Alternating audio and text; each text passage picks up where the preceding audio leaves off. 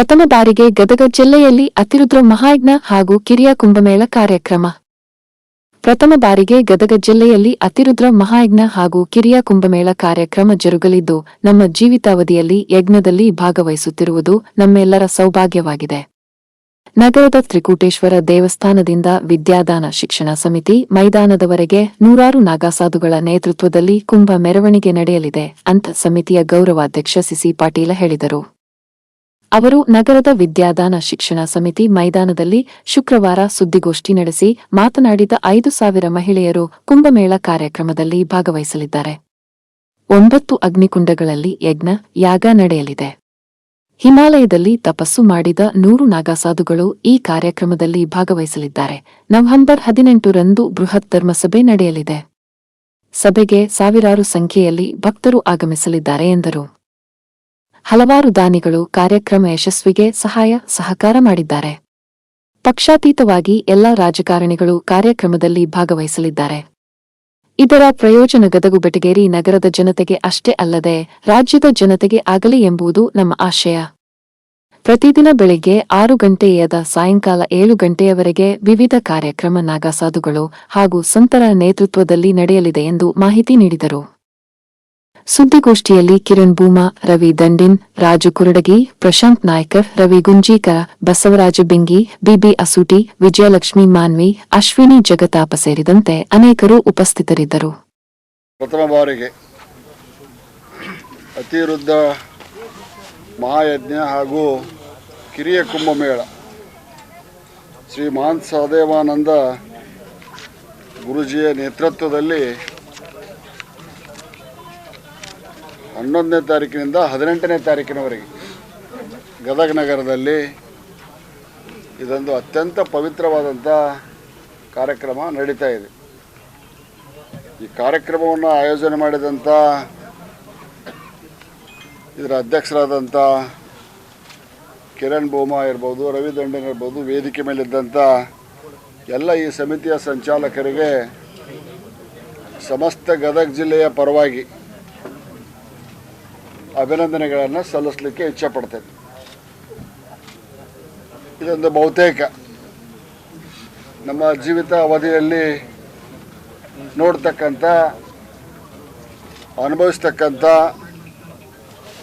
ಈ ಯಜ್ಞದಲ್ಲಿ ಭಾಗಿಯಾಗುವಂಥ ಅನುಭವವನ್ನು ನಾವು ಪಡಿತಾ ಇರೋದು ನಮ್ಮೆಲ್ಲರ ಸೌಭಾಗ್ಯ ಅಂತ ನಾನು ಭಾವಿಸ್ತಾ ಇದ್ದೇನೆ. ಮಹಾಂತ ಸಾಧು ನಾಗಾಸಾಧು ಅವರ ಮುಖಾಂತರ ಈಗಾಗಲೇ ಹಲವು ಸುತ್ತಿನ ಸಭೆ ಸಮಾರಂಭಗಳನ್ನು ನಾವು ಮಾಡಿದ್ದೇವೆ. ತ್ರಿಕೂಟೇಶ್ವರ ದೇವಸ್ಥಾನದಿಂದ VDST ಗ್ರೌಂಡಿನವರೆಗೆ 11/11/25ನೇ ತಾರೀಕು ನಾಗಾಸಾಧುಗಳ ಮತ್ತು ಕುಂಭಮೇಳದ ಮೆರವಣಿಗೆ VDST ಗ್ರೌಂಡ್ವರೆಗೆ ಬರ್ತೈತಿ. ಸುಮಾರು ನಮ್ಮ ಅಂದಾಜು 5,000 ತಾಯಂದಿರು ಕುಂಭಮೇಳದಲ್ಲಿ ಭಾಗಿಯಾಗ್ತಾರೆ. ಇದು ಕೂಡ ಒಂದು ಇತಿಹಾಸವನ್ನು ಸೃಷ್ಟಿಸುವಂಥ ಒಂದು ಕಿರಿಯ ಕುಂಭಮೇಳ ಅನ್ಬೋದು ಅಂತ ಕರಿಬೋದು. ನಾವು 9 ಅಗ್ನಿಕುಂಡದ ಮುಖಾಂತರ ಇದೇ VDST ಗ್ರೌಂಡ್ನಲ್ಲಿ 100 ನಾಗಾಸಾಧುಗಳು, 100 ನಾಗಾಸಾಧು ಅಂತಂದರೆ ಹಿಮಾಲಯದಲ್ಲಿ ತಪಸ್ಸನ್ನು ಮಾಡಿ ತಪಶಕ್ತಿಯನ್ನು ಅಳವಡಿಸ್ಕೊಂಡಂಥವ್ರು. ಸುಟ್ಟೆ ಬೈಕಡ ಏನು ನಾವು ಮಹಾಕುಂಭಮೇಳದೊಳಗೆ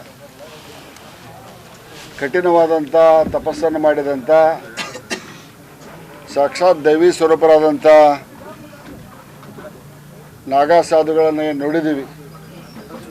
ಅಂಥ ನಾಗಾಸಾಧುಗಳನ್ನು ನೋಡುವಂಥ ಸೌಭಾಗ್ಯ ನಮಗೆ ಸಿಗ್ತೈತಿ.